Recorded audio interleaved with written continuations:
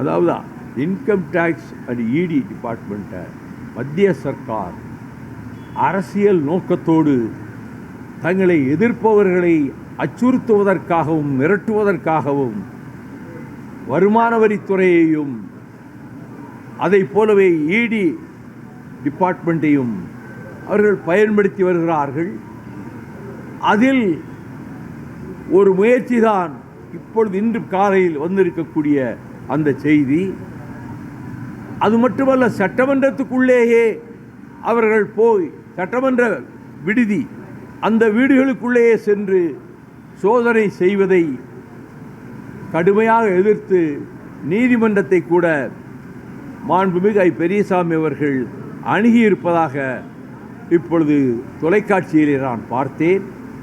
அவர்கள் இந்த மத்திய சர்க்காருடைய இந்த அமைப்புகளை தங்கள் சுயநலத்துக்காக, பிஜேபியினுடைய அரசியல் லாபத்துக்காக, மற்ற கட்சி தலைவர்களை மிரட்டுவதற்காக இதை தொடர்ந்து செய்து கொண்டிருக்கிறார்கள்.